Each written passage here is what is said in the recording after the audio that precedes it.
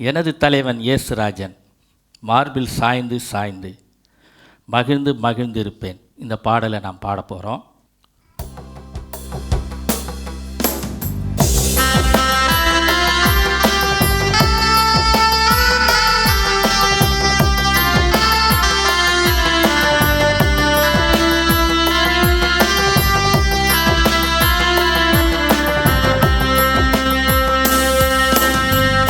எனது தலைவன் இயேசுராஜன்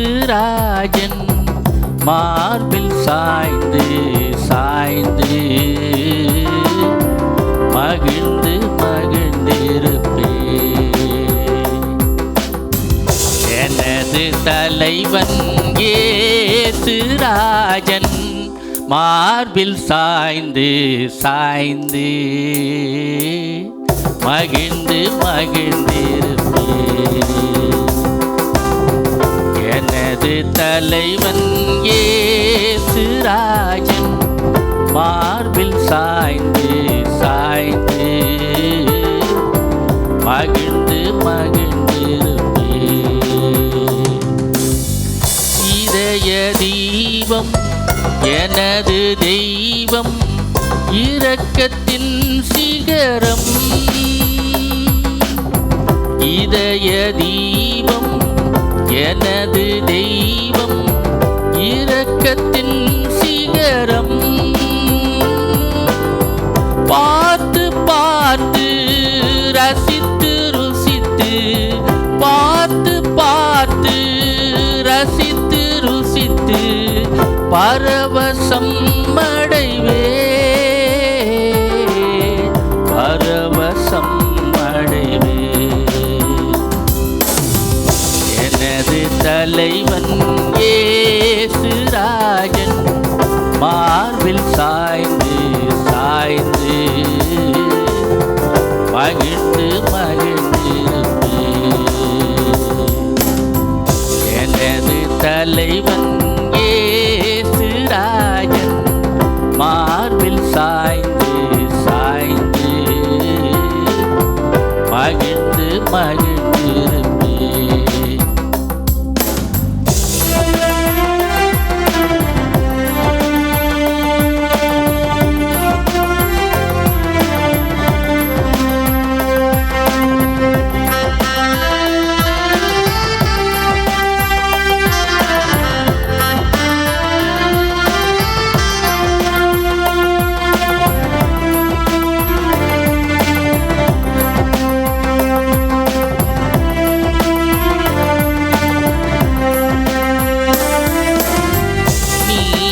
தேவன் வெற்றி வேந்தன் அமைதியின் மன்னன். நீதி தேவன் வெற்றி வேந்தன் அமைதியின் மன்னன். நினைத்து நினைத்து துதித்து துதித்து நினைத்து நினைத்து துதித்து துதித்து நிம்மதி அடைந்தே நிம்மதி அடைந்தே. எனது தலைவன் இயேசுராஜன் மார்பில் சாய்ந்து சாய்ந்து மகிழ்ந்து மகிழ்ந்திருப்பேன். எனது தலைவன் இயேசுராஜன் மார்பில் சாய்ந்து சாய்ந்து மகிழ்ந்து மகிழ்ந்திருப்பேன். கிறிஸ்துக்குள் மிக அருமையானவர்களே, வாக்குத்தத்தங்களை சுதந்திரித்துக் கொள்வது எப்படி? இதுதான் இன்றைய நாளினுடைய தலைப்பு. வாக்குத்தத்தங்களை சுதந்திரித்துக் கொள்வது எப்படி? ஆபிரகாமுக்கு ஆண்டவர் கொடுத்த வாக்குத்தத்தங்கள் ஆதியாகமம் 15ஆம் அதிகாரம் 18வது வசனம் துவங்கி 21 வரைக்கும் நீங்கள் அதை வீட்டில் போய் வாசிங்க, அதை குறித்து வச்சுக்கோங்க. அதில் நீங்கள் பார்த்தீங்கன்னா ஆபிரகாமுக்கு ஆண்டவர் ஒரு வாக்குத்தத்தம் கொடுக்கிறார். கர்த்தர் ஆபிரகாமோடு உடன்படிக்கை பண்ணி இந்த தேசத்தை உன் சந்ததிக்கு கொடுத்தேன் அப்படின்னு சொல்கிறார். ஆண்டவர் 15வது அதிகாரத்தில் சொல்லும் பொழுது பார்த்தீங்கன்னா கொடுப்பேன் அப்படின்னு சொல்லலை, அங்கே என்ன சொல்லப்பட்டிருக்கிறது? கொடுத்தேன் அப்படின்னு சொல்லப்பட்டிருக்கிறது. கொடுத்துட்டார். 1 சாமுவேல் 15ஆம் அதிகாரம் 29வது வசனத்தில் பார்த்தீங்கன்னா அவர் மனம் மாற ஒரு மனுஷன் அல்ல. அதனால தான் அவர் என்ன சொல்கிறாருன்னா கொடுப்பேன் அப்படின்னு சொல்லாமல் கொடுத்துட்டேன் அப்படின்னு சொல்கிறாரு. சரி, 2வது ஒரு வசனம் என்ன சொல்கிறாருன்னா ஆதியாகமம் 17:8 அவர் என்ன சொல்கிறாரு? கானான் தேசம் முழுமையும் உனக்கும் உன் பின்வரும் சந்ததிக்கும் நித்திய சுதந்திரமாக கொடுத்து நான் அவர்கள் தேவனாய் இருப்பேன் அப்படின்னு சொல்கிறார். நான் அவர்களுடைய தேவனாக இருப்பேன், உனக்கும் உன் சந்ததிக்கும் கொடுப்பேன், உன்னுடைய சந்ததிக்கு அவர்களுக்கு நான் கடவுளாக இருப்பேன், தேவனாக இருப்பேன் அப்படின்னு ஆண்டவர் சொல்கிறார். இந்த மாதிரி ஆபிரகாமுக்கு நிறைய இடங்களில் ஆண்டவர் அந்த வாக்குத்தத்தங்களை சொல்லிக்கிட்டே வர்றார். வெளியில் பாரு, இந்த வானத்து நட்சத்திரங்களை எண்ண முடியுமா பாரு, இந்த வானத்து நட்சத்திரங்களை போல நான் அவர்களை மாற்றுவேன் அப்படின்னு சொல்கிறாரு. உன் சந்ததியை உருவாக்குவேன் அப்படின்லாம் சொல்கிறார். யாத்திராகமம் 3ஆம் அதிகாரம் 8வது வசனத்தில் நீங்கள் பார்த்தீங்கன்னா என் ஜனத்தை பாலும் தேனும் ஓடுகிற நலமும் விசாலமுமான தேசத்தில் கொண்டு போய் சேர்க்கவும் இறங்கினேன். அப்போ ஸ்டார்ட் பண்ணிட்டேன்றாரு. அவர் ஆபிரகாமை அழைக்கும் பொழுது அவனுக்கு 75 வயது. இப்போ மோசேயை ஆண்டவர் அழைத்து என்ன சொல்கிறாருன்னா நான் ஸ்டார்ட் பண்ணிட்டேன்பா கொடுக்கறது அப்படின்னு. அதுக்கப்புறம் இடையில 100 வயசு வரும்பொழுது ஈசாக்கெல்லாம் பிறகுறான் போகிறான், அதெல்லாம் இருக்குது. ஆனால் மோசேயின் இடத்துல 430 வருடங்கள் எகிப்து தேசத்தில் இருக்கிறாங்க. அதிலும் குறிப்பாக 400 வருடங்கள் அடிமைத்தனத்தில் இருக்கிறாங்க. அதாவது யோசேப்பை அறியாத பார்வோன்னா எகிப்து தேசத்தில் இருக்கிற ராஜாங்களுக்கெல்லாம் பார்வோன்னே சொல்லிக்கிட்டே இருப்பாங்க. வேறு பேர் இருக்கும், ஆனால் பார்வோன் அப்படின்னு சொல்லுவாங்க. அந்த சமயத்தில் அங்கே 400 வருஷம் அடிமையாக இருந்த யார்? ஆபிரகாமுடைய சந்ததி அடிமையாக இருந்த அந்த மக்களை பாலும் தேனும் ஓடுகின்ற விசாலமான நலமுமான அந்த தேசத்தில் கொண்டு போய் சேர்க்கவும் இப்போ நான் ஸ்டார்ட் பண்ணிட்டேன்றார். நான் ஸ்டார்ட் பண்ணிட்டேன் அப்படின்னு சொல்கிறார். இதில் குறிப்பாக நீங்கள் பார்த்தீங்கன்னு சொன்னால் உபாகமம் 1:30வது வசனத்திலேருந்து சொல்கிறாரு, யுத்தம் பண்ணுவார் கடவுள். கர்த்தர் உங்களுக்காக யுத்தம் பண்ணுவார். யார் இடத்துல? எகிப்து இடத்துல யுத்தம் பண்ணுவார்னு சொல்கிறார். இரவில் அக்கினியாலும் பகலில் மேகத்தினாலும் உங்களுக்கு முன் சென்றாரே. அவர் என்ன சொல்கிறாருன்னா இந்த மக்களை பார்த்து சொல்கிறாரு, மோசே சொல்கிறாரு, என்ன சொல்கிறாரு? இப்படியெல்லாம் ஆண்டவர் உங்களுக்காக யுத்தம் பண்ணார் எகிப்தியர் இடத்துல. இரவும் பகலும் ஆண்டவர் அக்னி ஸ்தம்பத்தினாலும் மேக ஸ்தம்பத்தினாலும் ஆண்டவர் உங்களுக்கு முன்னால் போனார். கர்த்தர் உங்களை சுமந்து வந்ததெல்லாம் கண்ணால் கண்டிங்களே, ஆனால் நீங்கள் விசுவாசியாமல் போனீர்களே அப்படின்னு மோசே அவர்களிடத்தில் பேசுகிறதை நம்மால் பார்க்க முடிகிறது. ஆண்டவர் நம்மோடு கூட பேசுகிறாருன்னா என் உள்ளத்தில் நான் அந்த வசனத்தை பலமுறை வாசித்திருப்பேன். ஆனால் அன்று நாளில் நான் வாசிக்கும் பொழுது அது வித்தியாசமான ஒரு கோணத்தில் என்னோடு கூட அந்த வசனங்கள் பேசுகிறதை என்னால் பார்க்க முடிகிறது. அப்படி நான் பார்க்கும்பொழுது அந்த வசனத்தை உறுதியாக நான் பற்றி பிடித்து கொள்கிறேன். அப்படி நான் பற்றி பிடித்து கொள்ளும் பொழுது நான் இப்பொழுது சொல்லப்போகிற இந்த 3 காரியங்களை நம்முடைய வாழ்க்கையில் நாம் நிச்சயமாக செய்வோமேனையானால் ஆண்டவர் கண்டிப்பாக ஆசீர்வதித்து இந்த வாக்குத்தத்தங்களை நம்முடைய வாழ்க்கையில் நிறைவேறுவதற்கு செய்வார் என்று நான் நிச்சயமாய் நம்புகிறேன். அதில் குறிப்பாக 1 இதில் பார்த்தீங்கன்னு சொன்னால் நம்பர் 1, எந்த வாக்குத்தத்தம், இந்த வாக்குத்தத்தங்களை எதுவானா இருக்கட்டும், அது ஒரு பாஸ்டர் சொல்கிற வாக்குத்தத்தமாக இருக்கட்டும், அல்லது சர்ச்சில் ஆயர் சொல்கிறதா இருக்கட்டும், அல்லது ஒரு அட்டையை எடுத்து அதில் படிக்கிறதா கூட இருக்கட்டும், ஏதோ ஒரு வாக்குத்தத்தம், அல்லது ஆண்டவர் நான் படிக்கும்போது நான் ஏற்கனவே படித்திருந்த வசனங்கள் தான், ஆனால் அந்த வசனத்தை நான் திரும்பவும் படிக்கும்போது அது ஏதோ வித்தியாசமான ஒரு கோணத்தில் என்னோடு கூட பேசினதை நான் உணர்கிறேன் அப்படின்னு சொல்கிறார் பாருங்க. அந்த மாதிரி வாக்குத்தத்தங்களுமாக கூட இருக்கட்டும், எந்த வாக்குத்தத்தமாக இருந்தாலும் நம்பர் 1 என்ன செய்யணும்னு சொன்னால் நம்பிக்கையோட விசுவாசம் பண்ணு, நம்பிக்கையோட விசுவாசிக்கணும். அதுதான் ரொம்ப முக்கியமானது. எந்த வாக்குத்தத்தமானா இருக்கட்டும், முதல்ல நம்பிக்கையோட விசுவாசம் கண்டிப்பாக நமக்கு இருக்கணும். விசுவாசியுங்கள் அப்படின்னு சொல்லப்பட்டிருக்கிறது. ரோமர் 4ஆம் அதிகாரம் 18லேருந்து 24 வரைக்கும் நம்ம வாசி கேட்டதில் 18வது வசனம் பாருங்களேன். 18வது வசனம், உன் சந்ததி இவ்வளவாய் இருக்கும் என்று சொல்லப்பட்டபடியே தான் அநேக ஜாதிகளுக்கு தகப்பனாவதை நம்புகிறதற்கு ஏதுவில்லாதிருந்தும் அதை நம்பிக்கையோடு விசுவாசித்தான். அப்படியானா அவன் சந்ததி எவ்வளோ இருக்கும் அப்படின்னு சொல்லி அவனுக்கு தெரியாது. அநேக ஜாதிகளுக்கு தகப்பனான ஆவனா அப்படின்னு சொல்லி அவனுக்கே அது தெரியாது. நம்புறதுக்கு அவனுக்கு விசுவாசமே இல்லை, நம்பிக்கையே இல்லை. விசுவாசமே இல்லை, நம்பிக்கையே இல்லை அவனுக்கு. ஆனால் அதை என்ன பண்ணானா, அவன் நம்பிக்கையோடு அதை ஏற்றுக்கொண்டானான். என்ன சொல்லப்பட்டிருக்கிறது இந்த இடத்துலனாக்கா, இங்கே பாருங்கள் நீங்கள், அடுத்தது 19வது வசனத்தில் பார்த்தீங்கன்னா, அவன் விசுவாசத்தில் பலவீனமாக இருக்கவில்லை. ஏன் இல்லை அப்படின்னா, அவன் ஏறக்குறைய 100 வயது உள்ளவனாக இருக்கும் பொழுது, எத்தனை வயசு இருக்குது? 100 வயது உள்ளவனாக இருக்கும் பொழுது தன் சரீரம் செத்து போனதையும் சாராளுடைய கர்ப்பம் செத்து போனதையும் என்னாது இருந்தான். இப்போது அவனுடைய சரீரம் செத்து போச்சு, சாராளுடைய கர்ப்பமும் செத்து போச்சு.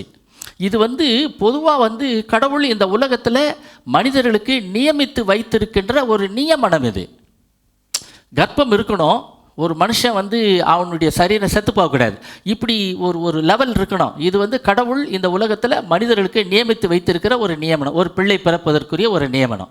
இதுவே இல்லை ஆபிரகாமுக்கு, இதுவே இல்லை. இல்லாத ஒரு சூழ்நிலையில், நம்புகிறதுக்கு ஏதுவில்லாத இருந்த சூழ்நிலையிலும் அவன் நம்பினான் அப்படின்னு சொல்லப்பட்டிருக்கிறது. ஆண்டவர் ஏன்னா எனக்கு சொல்லியிருக்கிறாரியா, நான் உன்னுடைய கர்ப்ப பிறப்பானவனே நான் உனக்கு கொடுப்பேன். அவன் எலியேசரை கேட்குறான், அதுக்கப்புறம் அதுக்கு முன்னால் இவனை இஸ்மவேலனை கேட்குறான், எனக்கு கர்ப்ப பிறப்பானவனை கொடுத்துருங்களேன், எனக்கு சுதந்திரவாளியாக எனக்கு கொடுத்துருங்களேன் அப்படின்னு தான் சொல்லிலாம் கேட்குறான். ஆனால் இப்படி சொல்லும்பொழுது கூட ஆண்டவர் என்ன சொல்கிறாருன்னா, இல்லைடா கிடையாதுடா, உனக்கு அந்த பிள்ளைகளெல்லாம் கிடையாது, உன்னுடைய கர்ப்ப பிறப்பானவனே உனக்கு வருவான்டா அப்படின்னு சொல்லிட்டு, எப்போ 75 அழைச்சவர் 100 வயசில் குழந்தை கொடுக்குறாரு. அந்த 100 வயசில் எப்போ கொடுக்குறாருன்னு சொன்னால், அவனுடைய சரீரம் செத்து போனது, அவளுடைய கர்ப்பமும் செத்து போனது. இந்த சூழ்நிலையில் ஆண்டவர் அவனுக்கு கொடுக்குறதை நாம் பார்க்குறோம். இதில் 20வது வசனத்தை பாருங்களேன். தேவனுடைய வாக்குத்தத்தை குறித்து அவன் அவிசுவாசமாய் சந்தேகப்படாமல் தேவன் வாக்குத்தத்தம் பண்ணிதை நிறைவேற்ற வல்லவராய் இருக்கிறார் என்று முழு நிச்சயமாய் நம்பினான். ரொம்ப முக்கியமான முழு நிச்சயமாய் நம்பி தேவனை மகிமைப்படுத்தி விசுவாசத்தில் வல்லவனானான் அப்படின்னு சொல்லப்பட்டிருக்கிறது. விசுவாசத்தில் வல்லவனானான் அப்படின்னு சொல்லப்பட்டிருக்கிறது. அப்படின்னா இங்கே பார்த்தீங்கன்னா, ஆகையால் அவனுக்கு நீதியாக எண்ணப்பட்டது, அவனுக்கு மாத்திரமல்ல அது நமக்காகவும் என்ன பண்ணியிருந்தான் எழுதப்பட்டிருக்கிறது அப்படின்னு அங்கே சொல்லப்பட்டிருக்கிறது. அதில் மாத்திரமல்ல, குறிப்பாக நீங்கள் பார்த்தீங்கன்னு சொன்னால், இது குறித்து எபிரேயர் எடுத்து பாருங்களேன். 11ஆம் அதிகாரத்தில் பார்த்தீங்கன்னா 17வது வசனம் பாருங்களேன். மேலும் விசுவாசத்தினால ஆபிரகாம் தான் சோதிக்கப்பட்ட போது ஈசாக்கை பலியாக ஒப்பு கொடுத்தானாம். இப்போ இந்த இடத்துல கூட அந்த விசுவாசம் வருகிறது. அவனுக்கு குழந்தைய கொடுத்துட்டாரு. எத்தனை வயசில் குழந்தை கொடுத்துருக்கிறாரு? 100 வயசில் குழந்தைய கொடுத்துட்டாரு. இப்போ என்ன பண்ணுறான், அவனுக்கு வயசு அவன் வளர்ந்து அவன் ஒரு நிலைக்கு வந்துட்டான். யார்? ஈசாக்கு ஒரு நிலைக்கு வந்துட்டான். வந்துட்ட பிறகு இந்த ஈசாக்கை பலியாக கொடுத்துரு அப்படின்னு சொல்கிறாரு. ஏற்கனவே என்ன வாக்குத்தத்தம் கொடுத்துருக்கிறார் ஆண்டவர்? உன் சந்ததியை இந்த வானத்தின் நட்சத்திரங்களைப் போல நான் பெருக்குவேன் அப்படின்னு சொல்லியிருக்கிறாரு. அதன் பிறகு என்ன சொல்லியிருக்கிறாரு? இந்த சந்ததிக்கு இந்த தேசம் முழுவதும் கானான் தேசத்தெல்லாம் கொடுத்து நான் அவர்களுக்கு தேவனாக இருப்பேன்னு சொல்லியிருக்கிறாரு. இப்போ என்ன சொல்கிறாருன்னா, அவனை பலியாக இட்டுடுறா அப்படின்னு சொல்கிறாரு. இப்போது நீங்கள் பார்த்தீங்கன்னு சொன்னால், நானாக இருந்தேன்னா அல்லது நீங்களாக இருந்தோம்னா என்ன வரும் அப்படின்னு சொல்லி கொஞ்சம் யோசிச்சு பாருங்களேன். ஆண்டவர் வாக்குத்தத்தம் கொடுத்துருக்கிறாரு, ஆனால் அவனை பலியை இட சொல்லிட்டாரு. ஆபிரகாம் நான் அவனை பலியிடுறதுக்கு கொண்டு போகிறான், அந்த மலைக்கு கொண்டு போகிறான். கொண்டு போய் கத்தியெல்லாம் கூட ஓங்கிடுறான். அதன் பிறகு தான் அவர் கத்தியை அவன் மேலே போடாதுன்னு சொல்கிறாரு. அதன் பிறகு வச்சுங்களேன். இதுக்கு இடையில் நீங்களோ நானவா இருந்தோம்னா நம்ம என்ன யோசிப்போன்னு சொன்னால், எனக்கு கொடுக்குறேன்னு சொல்லிட்டு கடைசியில் அவனை பலியிட சொல்லிட்டாரு ஆண்டவர், என்ன இவர் அப்படின்னு சொல்லி நம்ம யோசிப்போம். ஆனால் அவன் பார்த்தீங்கன்னா விசுவாசத்தில் ரொம்ப வல்லவனாக இருக்கிறான். வாக்குத்தத்தத்தை பெற்றவன். அந்த வசனத்தை பாருங்களேன். எபிரேயர் 11ஆம் அதிகாரம் 18வது வசனத்தை பார்த்தீங்கன்னா, வாக்குத்தத்தங்களை பெற்றவன் மரித்தோரிலிருந்து எழுப்ப தேவன் வல்லவராக இருக்கிறார் என்று நிச்சயமாக நம்பினானா. என்ன நம்பினா அப்படின்னு சொன்னால், இந்த ஈசாக்கை பலியாக ஒப்பு கொடுத்து விட்டாலும் கூட அவன் நினைக்கிறது, எனக்கு 100 வயசில் குழந்தைய கொடுத்துட்டாரு, சாராளுக்கு கர்ப்பம் செத்து போச்சு. இப்போ ஈசாக்கை கொடுத்துருக்கிறாரு. ஈசாக்கை பலியாக ஒப்பு கொடுத்துட்டா கூட, பலி செலுத்திட்டா கூட திரும்ப அவனையே கொடுப்பேன்னு சொல்லி நினைக்கிறான். அதுதான் முக்கியமானது. அவனையே திரும்ப எனக்கு கொடுப்பாரு அப்படின்னு சொல்லி அவர் நினைக்கிறான். ஆபிரகாம் நினச்சி பார்க்குறான். அவன் என்ன சொல்கிறான் பாருங்க, 19வது வசனத்தில் பாருங்க. தனக்கு ஒரே பேரானவனையே பலியாக ஒப்பு கொடுத்தான், மரித்தோரிலிருந்து அவனை பாவனையாக திரும்பவும் பெற்றுக்கொண்டான். இப்போ இங்கே என்ன சொல்லப்பட்டிருக்கிறதுனா, நான் அவனை பலியாக ஒப்பு கொடுத்துட்டேன்னா கூட, பலி செலுத்திட்டேன்னா கூட திரும்ப அவனையே எனக்கு கொடுப்பாரு அப்படின்னு சொல்லி நினைச்சான். நினைத்தது மாத்திரமல்ல, பாவனையாகவே அவனை திரும்ப பெற்றுக்கொண்டான். எப்படி பெற்றுக்கொண்டான் நமக்கு நல்லா தெரியும். கத்தி போடாத மேலே அப்படின்னு சொல்லிட்டு அங்கே பாடுறா பக்கத்தில் அப்படின்னு சொல்கிறாரு. பார்த்தீங்கன்னா அங்கே என்ன இருக்குது, ஒரு ஆடு இருக்கிறது. அந்த ஆட்டை கொண்டாந்து ஈசாக்குக்கு பதிலியாக பலி செலுத்து அப்படின்னு ஆண்டவர் அங்கே சொல்லிக் கொடுக்கறதை நம்ம பார்க்குறோம்.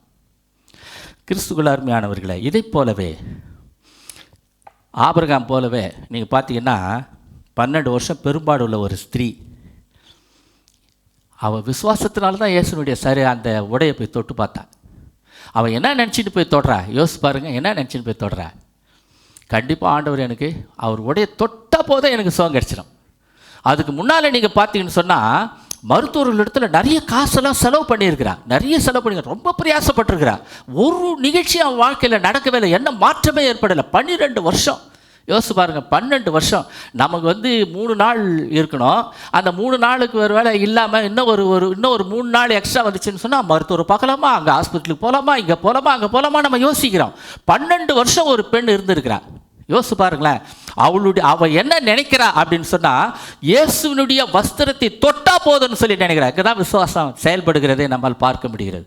இயேசுனுடைய வஸ்திரத்தை தொட்டா போதுன்னு நினைக்கிறான்.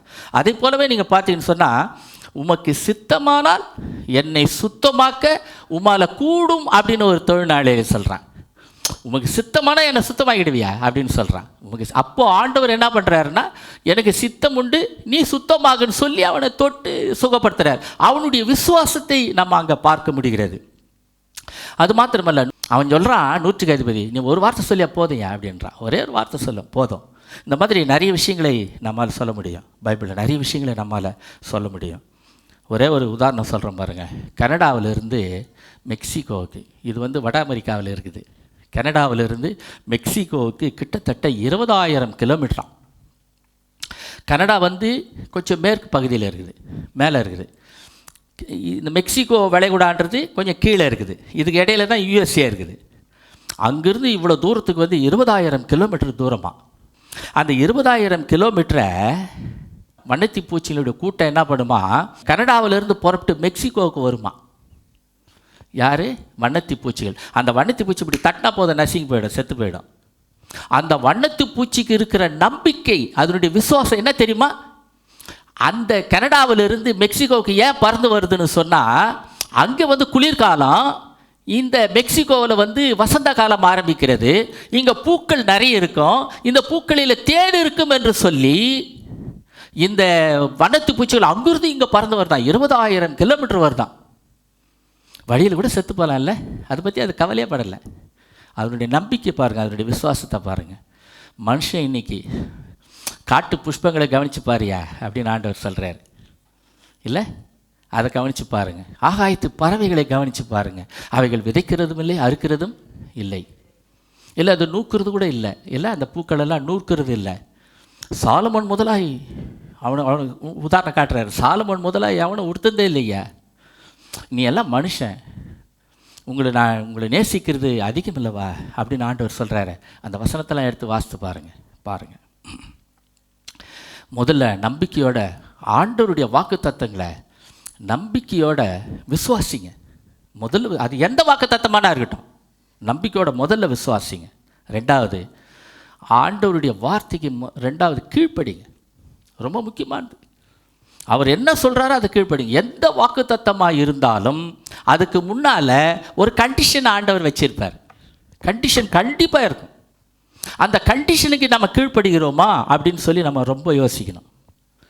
நாம் என்ன பண்ணுறோன்னா, ஆண்டவரே என்னை இப்படி சுகப்படுத்துறேன்னு சொல்லியிருக்கிறீங்களே, ஆண்டவரே இப்படியெல்லாம் சொல்லிக்கிறீங்களா, அப்படியெல்லாம் சொல்லிக்கிறீங்களேன்ட்டு இன்னொன்று நிறைய விஷயங்களெல்லாம் நம்ம சொல்லிக்கிட்டே இருக்கிறோம். ஆனால் அதுக்கு முன்னால் ஒரு கண்டிஷனை வைக்கிறாரு. ஆபிரகாம் கூட அந்த கண்டிஷன் தான் வச்சார். நெட்மோ மோரியா மலையில் பலியிடுன்னு சொன்னார். இவன் எடுத்துன்னு போகிறானா இல்லையான்னு பார்க்குறாரு, டெஸ்ட் பண்ணி பார்க்குறாரு. அவன் கத்தி தூக்குற வரைக்கும் வெயிட் பண்ணுறாரு. போடாத அப்படின்றாரு, கத்தி போடாது. அது வரைக்கும் வெயிட் பண்ணார்ல. யோசிச்சு பாருங்க, நாம் பண்ணுறோம், மனுஷன் நம்ம பண்ணுறோம். யோசிச்சு பாருங்களேன். இல்லையே, பயப்படுறமே, அலறமே. 12 வருஷம் நான் சொன்னேன் அந்த பெண்ணு, 12 வருஷம். நமக்கு 3 நாள் எக்ஸ்ட்ரா, ஒரு 3 நாள் போச்சுன்னா இந்த மருத்துவர் பார்க்கலாமா, அந்த ஹாஸ்பிட்டலுக்கு போகலாமா, இந்த டாக்டரை பார்க்கலாமா, அப்படிலாம் நம்ம யோசிக்கிறோம். 12 வருஷமாக இருந்தவன் அவன் என்ன சொல்கிறா, அவருடைய வஸ்திரத்தின் ஓரத்தை மாத்திரம் தொட்டால் போதும் எனக்கு சுகம் கிடைக்குன்னு சொல்லி நம்புகிறான், விசுவாசிக்கிறான். அந்த மாதிரியான விசுவாசம் கண்டிப்பாக நமக்கு இருக்கு. அப்படி இருந்துச்சுன்னா இந்த வேதாகமத்தில் இருக்கிற அத்தனை வாக்கு தத்தங்களையும் ஆண்டவர் என் வாழ்க்கையில் கண்டிப்பாக நிறைவேற்றி கொடுப்பார். 2வது ஒரு விஷயம், கீழ்ப்படியணுமா. அப்போஸ்தலர் 5ஆம் அதிகாரம் 29வது வசனம். அதில் பாருங்கள், மனுஷருக்கு கீழ்ப்படுகிறதை பார்க்கிலும் தேவனுக்கு கீழ்ப்படுகிறதே அவசியமாக இருக்கிறது அப்படின்னு இருக்குது. அவசியம். யோசுவாவில் 5ஆம் அதிகாரம் 6வது வசனம். கர்த்தருடைய சத்தத்திற்கு கீழ்ப்படியாமல் போன எகிப்திலிருந்து புறப்பட்ட யுத்த புருஷரான யாவரும் மாடு மட்டும் இஸ்ரவேல் புத்திரர் 40 வருஷம் வனாந்தரத்தில் நடந்தார்கள் அப்படின்னு சொல்லப்பட்டிருக்கிறது. அப்படின்னா என்ன அர்த்தம் அப்படின்னா, எகிப்து தேசத்திலிருந்து புறப்பட்டு வந்தவர்களில் 2 பேரை தவிர மீதி பேர் மொத்த பேர் வனாந்தரத்தில் செத்து போனான். அந்த 2 பேர் யார்? யோசுவா ஒன்று, காலேப் ஒன்று. அந்த 2 பேர் தான். அதில் யோசுவா தான் பகிர்ந்து கொடுக்குறான், அந்த கானான் தேசத்தை பகிர்ந்து கொடுக்குறான். மோசே கூட காட்டி இதை பாடுற, கானான் தேசத்தை பாடுற அப்படின்னு ஆண்டவர் காட்டி கொடுத்துட்டு அதோட மோசேனுடைய வாழ்க்கை கூட முடிஞ்சு போச்சு. ஆனால் அந்த எகிப்து தேசத்திலிருந்து புறப்பட்ட அத்தனை பேரும் வழியில் ஏன் செத்து போனாங்க அப்படின்னு கொஞ்சம் நம்ம யோசிக்க நம்ம அழைக்கப்படுவோம். ஏன் செத்து போனாங்க? எகிப்து தேசத்திலிருந்து கானான் தேசத்திற்கு 40 நாளில் நடந்து வந்துடலாமா. ஆனால் எத்தனை வருஷம் அவங்க சுற்றி திரிந்தார்கள்? 40 வருடங்கள் சுற்றி திரிந்தார்கள். ஏன் சுற்றி திரிந்தார்கள் 40 வருஷம் அப்படின்னு சொல்லி பார்த்தோம்னா, அவர்கள் மொத்த பேர் சாகனம் அப்படின்னு சொல்லி ஆண்டவர் யோசித்தார். அவன் ஒருத்தன் கூட வரக்கூடாது, அந்த 2 பேர் தவிர மீதி யாரும் வரக்கூடாது. அவருடைய சந்ததி தான் வருது. யோசிச்சு பார்த்தீங்கன்னா அவங்களுடைய சந்ததி தான் வருது. இந்த கீழ்ப்படிதல் பார்த்தீங்கன்னா அதில் கர்த்தர் எங்களுக்கு கொடுக்கும்படி அவர்கள் பிதாக்களுக்கு ஆணையிட்ட பாலும் தேனும் ஓடுகிற தேசத்தை அவர்கள் காண்பதில்லை என்று கர்த்தர் அவர்களுக்கு ஆணையிட்டு இருந்தார். அவங்க யாரும் பார்க்க மாட்டாங்கப்பா அப்படின்னு சொல்லியிருந்தாராம். 1 சாமுவேல் 15ஆம் அதிகாரம் 22வது வசனத்தில் நீங்கள் பார்த்தீங்கன்னா, இங்கே சவுல் ராஜா கூட தப்பு பண்ணுறாரு. ஆண்டவர் சொல்லி அனுப்புகிறாரு, மொத்த பெரிய ஆட்சி அந்த ராஜா கஜா எல்லாத்தையும் ஆட்சி சாவடிச்சிட்டு வந்துடுறா அப்படின்னு சொல்கிறாரு. ஒரு பொருள் கூட அங்கேருந்து என்ன பண்ணாத, எடுக்காத அப்படின்னு சொல்லி அனுப்புகிறாரு. ஆனால் சவுல் என்ன பண்ணுறான், அதில் நலமானவைகளெல்லாம் எடுத்துக்கிட்டான். இல்லை, நலமானவைகளெல்லாம் எடுத்துக்கிட்டான். ஆடு மாடுகள்லாம் கொஞ்சம் நல்ல புஷ்டியாக இருக்கிறதெல்லாம் பிடிச்சி வச்சுக்கிட்டான். என்ன சொல்கிறான் இவன்னா, நான் 2 பொய் சொல்கிறான். ஒன்று, கர்த்தருக்கு பலியிடுவதற்காக இதை நான் கொண்டாந்தேன் அப்படின்னு ஒரு பொய் சொல்கிறான். இன்னொரு பொய் என்ன சொல்கிறான்னா, இந்த ஜனங்களே என்கிட்ட சொல்லிட்டாங்க ஐயான்றான். ஜனங்க மேலே பழிய போடுறான். இந்த ஜனங்க மேலே பழிய போடுறான். அப்படியானா இவன் இப்படி சொன்ன உடனே சாமுவேல் என்ன சொல்கிறார்? 1 சாமுவேல் 15ஆம் அதிகாரம் 22 என்ன சொல்கிறாருன்னா, கர்த்தருடைய சத்தத்திற்கு கீழ்ப்படுகிறதை பார்க்கிலும் சர்வாங்க தகன பலிகளும் கர்த்தருக்கு பிரியமாக இருக்குமா அப்படின்னு கேட்குறாரு. என்ன கேட்குறாருன்னா, நீ முதல்ல கீழ்ப்படிடா, ஆண்டவர் சொல்கிற வார்த்தைக்கு முதல்ல கீழ்ப்படி. நான் ஏற்கனவே உங்களுக்கு சொன்னது போல் எல்லா வாக்கு தத்தங்களுக்கு முன்னால் ஒரு கண்டிஷன் ஒன்று வச்சுருப்பார். அந்த கண்டிஷனுக்கு முதல்ல கீழ்ப்படி, அதன் பிறகு அந்த வாக்கு தத்தங்களை யோசிங்க. முதல்ல நம்பு, 2வது கீழ்ப்படி. முதல்ல அவர் சொல்கிறவங்களுக்கெல்லாம் கீழ்ப்படி அப்படின்னு சொல்கிறார். இதுதான் இங்கே சாமுவேல் சவுல் பார்த்து சொல்கிற ஒரு வார்த்தை.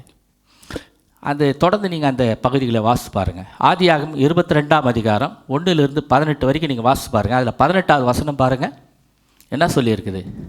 ஆண்டவர் என்ன சொல்லிக்கிறார் தெரியுமா? பூமி மேலே சத்தியம் பண்ணாத, தலை மேலே சத்தியம் பண்ணாத, இப்படியெல்லாம் ஆண்டவர் சொல்லிக்கிட்டே வர்றாரு. சிரசின் மீது சத்தியம் பண்ணாத, இதெல்லாம் சொல்லிக்கிட்டே வந்தவர் என்ன சொல்கிறாரு? என் மேலே சத்தியம்டான்றாருங்க. அங்கே பாருங்கள், அந்த பகுதியை பாருங்கள். 18வது வசனத்தில், என் சொல்லுக்கு கீழ்ப்படிந்தபடினால் உன் சந்ததிக்குள் பூமியில் உள்ள சகல ஜாதிகளும் ஆசீர்வதிக்கப்படும் என்றும் என் பேரில் ஆணையிட்டேன். என் மேலே சத்தியம்டா அப்படின்றாரு. ஆணையிட்டேன் என்று கர்த்தர் சொல்லுகிறார் அப்படின்னு சொன்னார். கீழ்ப்படியணும். ஆண்டவருடைய வார்த்தைக்கு நாம் முதல்ல கீழ்ப்படியணும். எபிரேயர் 6ஆம் அதிகாரம் 13லிருந்து 15 வரைக்கும் நீங்கள் வாசி பார்த்தீங்கன்னு சொன்னால் அதில் என்ன சொல்கிறாருன்னா, ஆணையிடும்படி தம்மில் பெரியவர் ஒருவரும் இல்லாதபடியினாலே தமது பேரில் தானே ஆணையிட்டாராம். ஆணையிடுறதுக்கு நீங்கள் பார்த்தீங்கன்னா யாரும் பெரிய ஆட்கள் யாரும் இல்லை. ஆண்டவர் என்ன பண்ணுறாருன்னா தாமேலேயே அதுக்கு தான் ஆணையிட்டாராம். ஆணையிடுறதுக்கு ஆளே இல்லைடா, என் மேலேயே நான் ஆணையிடுறேன்டா அப்படின்னு ஆண்டவர் சொன்னாராம். எபிரேயர் 11ஆம் அதிகாரம் 17-19 வரைக்கும் நான் ஏற்கனவே உங்களுக்கு சொன்னது போல் நீங்கள் பார்த்தீங்கன்னு சொன்னால், வாக்குத்தத்தங்களை பெற்றவர் மரித்தோரிலிருந்து எழுப்ப தேவன் வல்லவராய் இருக்கிறார் என்று எண்ணி தனக்கு ஒரே பேரானவனையே பலியாக ஒப்பு கொடுத்தான், மரித்தோரிலிருந்து அவனை பாவனையாக திரும்பவும் பெற்றுக்கொண்டான் அப்படின்னு சொல்லப்பட்டிருக்கிறது. அதில் குறிப்பாக நீங்கள் பார்த்தீங்கன்னு சொன்னால், இந்த யோவான் 2ஆம் அதிகாரத்தில் ஒரு விஷயம் ஒன்று இருக்குது. திராட்சை ரசம் தண்ணீர் என்னாவது கற்தொட்டிகளில் தண்ணீர் விளிம்பு வரை நிரப்பினார்கள். அந்த தண்ணீர் எப்படி ஆயிடுச்சான், திராட்சை ரசமாக மாறிடுச்சு. அதை ருசி பார்த்தவன் என்ன சொல்கிறான், இந்த மாதிரி சுவையான இந்த திராட்சை ரசத்தை இவ்வளோ நாள் நீங்கள் வச்சுருந்தது எவ்வளோ நன்மையான ஒரு காரியம் அப்படின்னு சொல்லிலாம் புகழ்கிறான். என்ன காரணம்னு நினைக்கிறீங்க? புகழ்வதற்கு என்ன காரணம்னு நினைக்கிறீங்க? அந்த அம்மா சொன்னாங்க ஒரு வார்த்தை, மரியாதை சொல்லிட்டு போனாங்க. என்ன சொன்னாங்க? அவர் என்ன சொல்கிறாரோ அதுபடி செய்யுங்க, அவர் என்ன சொல்கிறாரோ அதுபடி செய்யுங்கன்னு சொன்னாங்க. அப்படி கீழ்ப்படித்தார்கள். அவர் என்ன சொன்னார்? வெறும் தண்ணி தான் நிரப்பி வச்சுக்கிறாங்க, தண்ணியை மட்டும் போய் குடுறான்னு சொல்கிறாரு. நானே தானே என்ன சொல்லியிருப்பேன், தண்ணியை எடுத்து போய் கொடுக்க சொல்கிறியா, ஐயா என்னையா நீ அப்படின்னு கேட்டிருப்பேனா இல்லையா?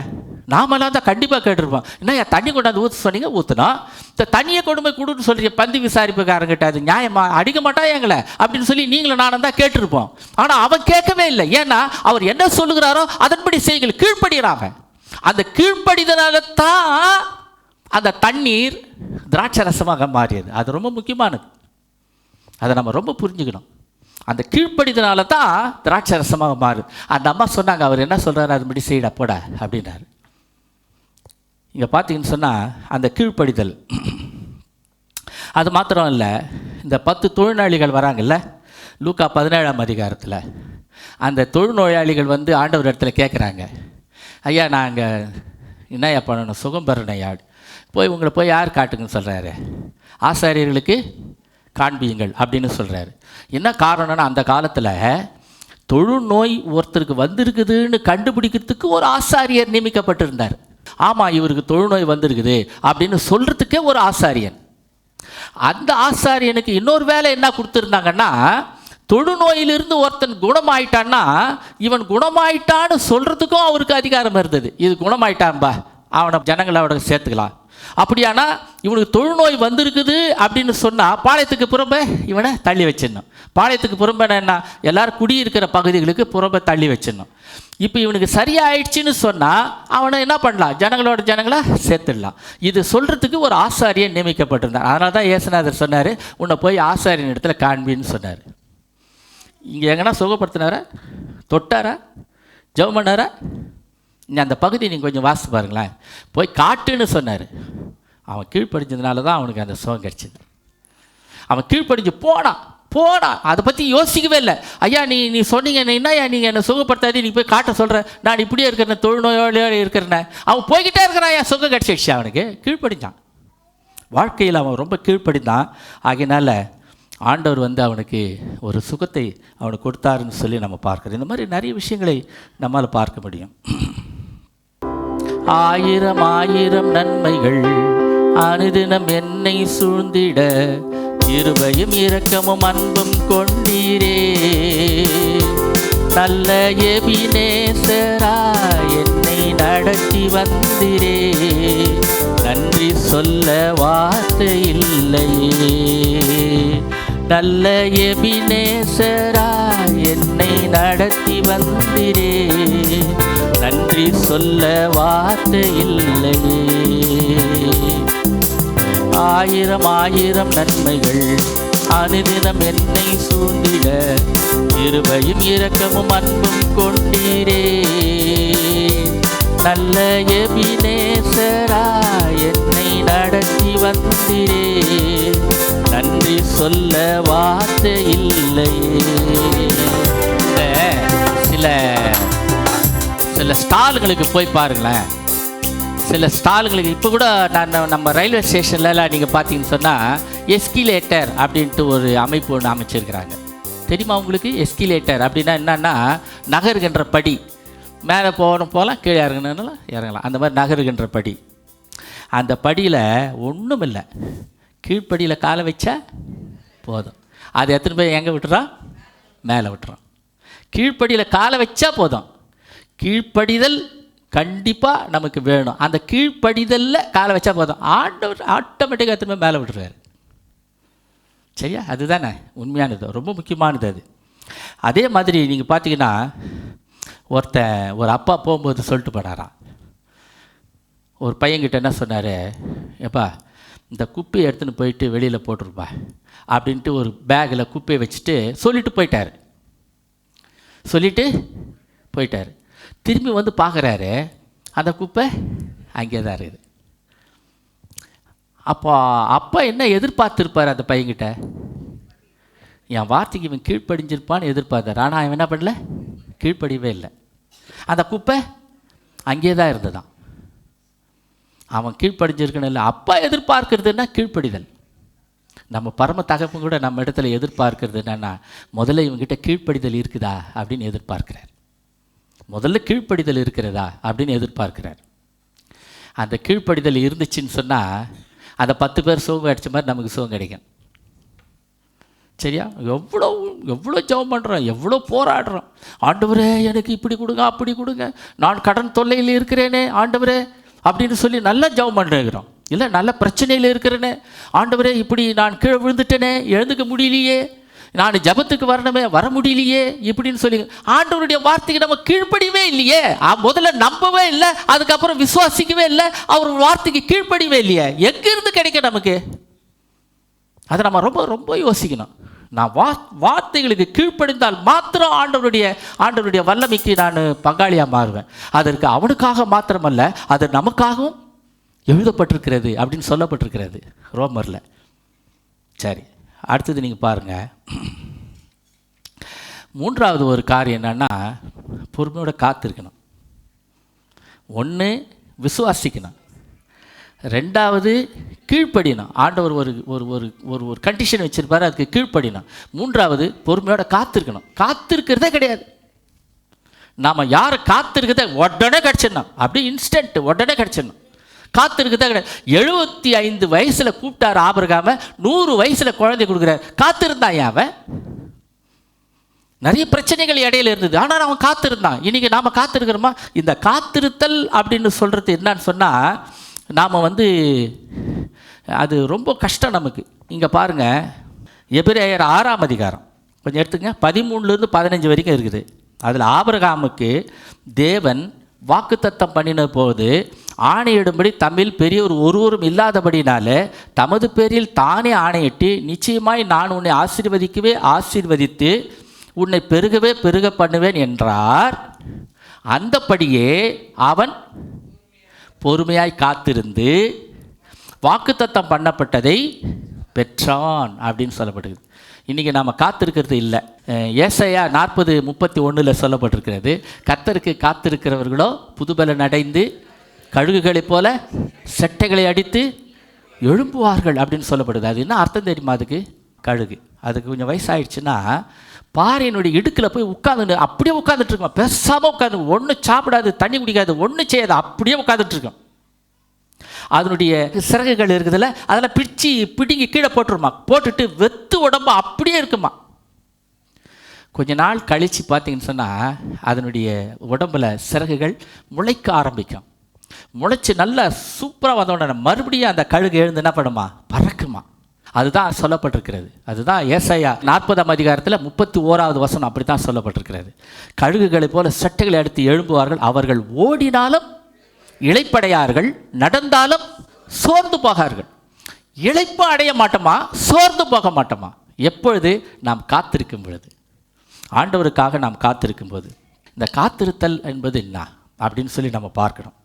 அப்படின்னா செயல்படுறதுக்கு இதுதான் சந்தர்ப்பம், இதுதான் சரியான நேரம் அப்படின்னு சொல்லி தேவன் எனக்கு காட்டுகின்ற வரை எந்த பெரிய செயலிலும் ஈடுபடாமல் அப்படியே இருக்கிறது, இது ஒரு காத்திருத்தல்.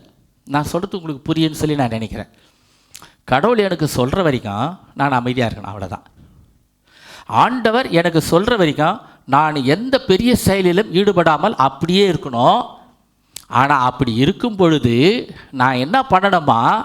நான் வேதத்தை தியானிப்பதிலும் ஜெபிப்பதிலும் உத்தமமாய் பின்பற்றி செல்ல வேண்டுமா. சங்கீதம் 1 என்ன சொல்கிறது? இரவும் பகலும் அவருடைய வேதத்தில் தியானமாக இருக்கிற மனுஷன் பாக்கியவான். அவன் நீர்க்கால்களின் ஓரமாய் நடப்பட்டு தன் காலத்தில் தன் கனியை தந்து இலை உதிராதிருக்கிற மரத்தை போல் இருப்பான். கடைசியா அழகா ஒரு வார்த்தை சொல்லப்பட்டிருக்கிறது, அவன் செய்வது எல்லாம் வாய்க்கும். எப்பொழுது? காத்திருக்கும் பொழுது. அந்த காத்திருக்கும் பொழுது ஆண்டவர் சொல்லுகின்ற நேரம் வரையிலும் எந்த பெரிய செயலிலும் ஈடுபடாமல் இருப்பது. அந்த சமயத்தில் என்ன பண்ணணுமா? தியானம் பண்ணி கொண்டிரு. தியானம் பண்ணிட்டு பைபிள் எடுத்து படிய. பைபிள் என்ன சொல்லி இருக்குது, ஆண்டவர் என்ன சொல்லியிருக்கிறார், அதெல்லாம் படிங்க அப்படின்னு சொல்றார். படித்து அது கேட்டார்போல் நடந்து கொள்ளுங்கள் அப்படின்னு ஆண்டவர் சொல்றார். அதன்படி நடந்துக்குங்க, தியானம் பண்ணுங்க அப்படின்னு சொல்றார். ஒரு மனுஷன் அப்படி தான் தியானம் பண்ணான். ஆண்டவர் அவனை பார்த்து என்ன சொல்கிறாரு? யோவானில் வருதுன்னு நினைக்கிறேன். என்ன சொல்கிறாருங்க? நாத்தான் வேலை பார்த்து கபடற்ற உத்தம இஸ்ரவேலன் அப்படின்னு சொல்கிறார். கபடற்ற உத்தம இஸ்ரவேலன் அப்படின்னு சொல்லிட்டு அவன் எப்படி அவங்களுக்கு தெரியும் அப்படின்னா, நான் உன்னை அத்தி மரத்தின் கீழே கண்டேன் அப்படின்னு சொல்கிறார். அப்படின்னா என்ன அர்த்தம் அப்படின்னு சொல்லி நம்ம கொஞ்சம் யோசிச்சு பார்க்கலாம். என்ன அர்த்தம் அப்படின்னு சொன்னால், அத்தி மரத்தின் கீழே தான் உட்காந்துக்கிட்டு பைபிள் படிப்பாங்களாம்.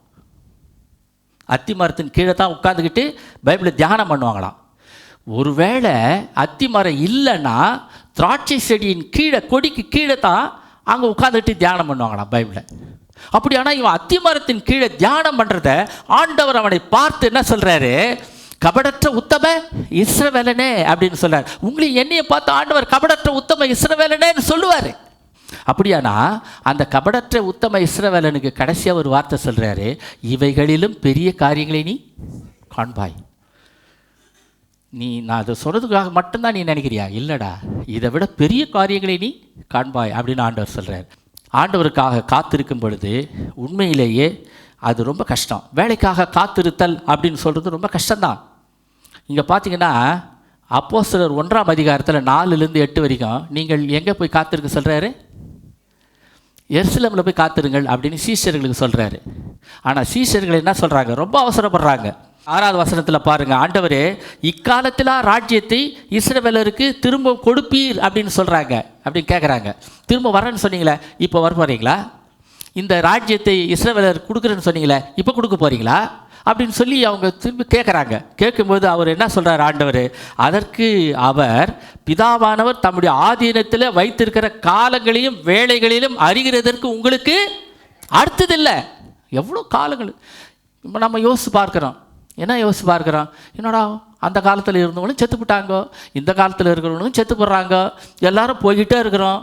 இல்லை நம்ம அப்பா அம்மாலாம் பார்த்தீங்கன்னு சொன்னால் கல்லறையில் அடக்கம் பண்ணிவிட்டு எலும்பு கூட தான் இருந்திருப்பாங்க. அவங்களெல்லாம் காலங்களெல்லாம் முடிச்சுக்கிட்டு போய்கிட்டே இருக்குது. நம்ம காலங்களும் முடிஞ்சு போய்கிட்டே இருக்குது. நாம் கூட செத்துரும் போலுது. இவ்வளோ காலங்கள் இருக்கிறத ஆண்டவருக்கு ஒரு நிமிஷம் எப்படி இருக்குது? 1000 வருஷம் ஒரு நிமிடம் போல் இருக்கிறதா? 1000 வருஷம் ஒரு நிமிஷம் போல் இருக்குது. ஆண்டவர் சில காலங்களுக்காக, சில வேலைகளுக்காக, சில சில சில சூழ்நிலைகளுக்காக, சில தேவைகளுக்காக ஆண்டவர் பொறுமையோடு காத்திருக்கிறாரு. எல்லாருக்கும் சுவிசேஷம் அறிவிக்கப்படணுமே, எல்லாருக்கும் போய் சேரட்டுமே அப்படின்னு சொல்லி கொஞ்சம் பொறுமையாக கூட இருக்கிறாரு. ஆகினால இங்கே சொல்கிறாரு, உங்களுக்கு அடுத்ததல்ல அப்படின்னு அங்கே சொல்லி முடிக்கிறதை நாங்கள் பார்க்குறோம். அவங்க அவசரப்படுறாங்க. யார் அது? சீஷர்கள் அவசரப்படுறாங்க. கலாத்தியர் 4:5 காலம் நிறைவேறின போது தேவன் தம்முடைய குமாரனை அனுப்பினார் அப்படின்னு சொல்லப்பட்டிருக்கிறது. அப்படின்னா என்ன அர்த்தம்? எப்போ சொன்னாங்க இயேசுநாதர் வருவாருன்னு எப்போ சொல்லப்பட்டிருந்தது? நான் என்னுடைய குமாரனை இந்த உலகத்துக்கு நான் அனுப்புவேன், உங்கள் பாவங்களை எல்லாவற்றையும் அவர் மன்னிப்பார், சிலுவில் அவர் மரிச்சிடுவார் அப்படின்னு எப்பொழுது சொல்லப்பட்டிருந்தது? ஆதியாகமம் 3ஆம் அதிகாரம் 15வது வசனம். உனக்கும் ஸ்திரீக்கும் உன் வித்துக்கும் அவள் வித்துக்கும் பகையை உண்டாக்குவேன், அவர் உன் தலையை நசுக்குவார், நீ அவர் குதிங்காலை நசுக்குவாய் அப்படின்னு அங்கேயே சொல்லியாச்சு. என் குமாரனை அனுப்ப போகிறேன்னு அங்கேயே சொல்லிட்டார். எப்போ? ஆதி ஆகமத்திலே சொல்லிட்டார். ஆதி ஆகமன்றது என்னதுன்னு சொன்னாக்கா, என்றைக்கு பாவத்தில் அந்த மனுஷன் விழுந்தானோ அன்றைக்கே சொல்லிட்டார், இயேசுவை என்னுடைய பிள்ளையை நான் அனுப்புவேன், என் வார்த்தையை நான் அனுப்புவேன் அப்படின்னு ஆண்டவர் சொல்லிட்டார். ஆனால் எப்போ அனுப்பி வைக்கிறார் பாருங்கள். கலாத்தியரில் படிக்கிற நம்ம 4:5 காலம் நிறைவேறின போது, சில காலங்களை வேளைகளை ஆண்டவர் தன்னுடைய ஆதீனத்தில் வைத்திருக்கிறார். அதை அறிவது நமக்கு அடுத்தது அல்ல அப்படின்னு ஆண்டவர் சொல்கிறேன். ஐயா நீ சொல்கிற வரைக்கும் நான் காத்துட்டு இருக்கிறியா? நான் காத்துன்னு இருக்கிறேன். எப்படி காத்துன்னு இருப்பேன்? நல்லா வேதத்தில் தியானம் பண்ணிக்கிட்டு இருப்பேன். நல்லா ஜெபம் பண்ணிக்கிட்டு இருப்பேன். உபவாசத்தில் இந்த பிசாசு உபவாசத்தினால ஜபத்தினால போகாது அப்படின்னு ஆண்டவர் சொல்லியிருக்கிறாரு. அதனால் நான் ஜெபித்து கொண்டு இருப்பையா அப்படின்னு சொல்கிறாரு. எப்படி காத்திருக்க வேண்டுமா? யாக்கோபு 5:7 பாருங்களேன். பயிரிடுகிறவன் பூமியின் நற்பலனை அடைய வேண்டுமென்று முன்மாறியும் பின்வாரியும் வருமளவும் நீடிய பொறுமையோட காத்திருக்கிறான். முன்மாறி பின்மாறினா இந்த 2 மாறி பெய்யும். அது வரைக்கும் அவன் நீடிய பொறுமையோட காத்திருக்கிறான். அந்த மாதிரி காத்துருங்க. ஒரு விவசாயி எந்த அளவுக்கு அது பயிரிட்டு பயிரானது நெல்லாக விளைஞ்சி அல்லது கோதுமையாக விளைஞ்சி அது எப்பொழுது முற்றி அது என்னுடைய கரங்களில் வந்து சேருமோ அது வரைக்கும் நான் காத்திருப்பேன் அப்படின்னு சொல்கிறா பாருங்க. அந்த மாதிரி காத்துருங்க அப்படின்னு ஆண்டவர் நமக்கு சொல்கிறார். அதை போல் நீங்கள் காத்திருங்கள் அப்படின்னு ஆண்டவர் சொல்கிறார். ஆண்டவர் எனக்கு கொடுத்திருக்கிற வாக்குத்தத்தத்தை எத்தனை வருடங்கள் ஆனாலும் கண்டிப்பாக நிறைவேற்றுவார் என்று சொல்லி நம்பி விசுவாசியுங்கள் என்று சொல்லப்பட்டிருக்கிறது. ஒவ்வொரு வாக்குத்தத்தங்களுக்கு முன்னதாக ஆண்டவர் சில கண்டிஷன்களை வச்சிருக்கிறார். அந்த கண்டிஷன்களுக்கு கீழ்ப்படியுங்கள் அப்படின்னு ஆண்டவர் சொல்கிறார். கீழ்ப்படியுங்கள். 3வது, இந்த வாக்குத்தத்தங்கள் நிறைவேறுகின்ற வரையில் நீங்கள் காத்திருங்கள். நீங்கள் காத்திருங்கள். நீங்கள் காத்திருக்கும் பொழுது சும்மா வெறுமனே உட்கார்ந்து கொண்டிருக்காதீங்க. சும்மா வெறுமனே காத்து கொண்டிருக்காதீங்க. காத்து கொண்டிருக்கும்போது பைபிளை படிங்க, நல்லா படிங்க, தியானம் பண்ணுங்க, நல்லா ஜெபம் பண்ணுங்க. இவ்வகை பிசாசுகள் உபவாசத்தினாலும் ஜெபத்தினாலும் போகாது என்று சொல்லியிருக்கிறார். நீங்கள் காத்திருங்கள் என்று சொல்லியிருக்கிறார். வேதத்தை படிக்கும் பொழுது அழகாக தெளிவாக சொல்கிறார். நான் உன்னை அத்திமரத்தின் கீழே கண்டேனே என்று ஆண்டவர் சொல்கிறார். இவைகளிலும் பெரிய காரியங்களை நீ காண்பாய் என்று ஆண்டவர் சொல்லியிருக்கிறார். அவன் காத்திருந்து எல்லாவற்றையும் பெற்றுக்கொண்டான் என்று சொல்லி நாம் வேதத்தில் வாசிக்கிறோம். கிறிஸ்துவுக்குள் அருமையானவர்களே, உண்மையிலேயே ஆண்டவருடைய வார்த்தைக்கு முதலாவது நாம் அவருடைய வாக்குத்தத்தங்களுக்கு நாம் நம்பி கீழ்ப்படிவோம். நாம் விசுவாசத்தோடு கூட நம்பி இருப்போம். 2வது கீழ்ப்படிவோம். 3வது அவருக்காக நாம் காத்திருப்போம். காத்திருக்கும்போது ஆண்டவர் எல்லாவற்றையும் நமக்காக செய்து முடிப்பார். நல்ல ஆண்டவரை நாங்கள் துதிக்கிறோம், நாங்கள் ஸ்தோத்திரிக்கிறோம், நாங்கள் நமக்கு நன்றி சொல்லுகிறோம். அன்புள்ள ஆண்டவரே, நாங்கள் நம்முடைய வாக்குத்தத்தங்களை ஆண்டவரை உறுதியாய் பற்றி பிடித்து கொள்ளவும், அந்த வாக்குத்தத்தங்களுக்கு ஏற்றபடி எங்கள் வாழ்க்கையை நாங்கள் அமைத்து கொள்ளவும் ஆண்டவரே நீர் எங்களுக்கு உதவி செய்யும். ஆண்டவரை நம்பி விசுவாசிக்க, நம்முடைய வாக்குத்தத்தங்களுக்கு நாங்கள் கீழ்ப்படிய, உங்களுடைய வாக்குத்தத்தத்திற்காக நாங்கள் காத்திருக்க, அதனுடைய நிறைவேறுதலுக்காக காத்திருக்க கர்த்தர் நீர் எங்களுக்கு உதவி செய்யும். எங்களோடு கூட நீர் பேசும். உம்முடைய வார்த்தைகளுக்காக நாங்கள் நன்றி சொல்லுகிறோம். எங்களை நீர் செயல்பட வையும். உம்முடைய வார்த்தைகளுக்காக நாங்கள் நன்றி சொல்லுகிறோம். நீர் எங்கள் வாழ்க்கையில் செய்கின்ற ஒவ்வொரு காரியங்களுக்காக நாங்கள் நன்றி சொல்லுகிறோம். எங்கள் வாழ்க்கையில் நீர் செய்து முடிக்கின்ற எல்லா மகத்தான காரியங்களுக்காக நாங்கள் நன்றி சொல்கிறோம். நேசிக்கின்ற இயேசு கிறிஸ்துவின் நாமத்தில் தாழ்மையோடு ஜெபிக்கிறோம் எங்கள் நல்ல பிதாவே. ஆமென்.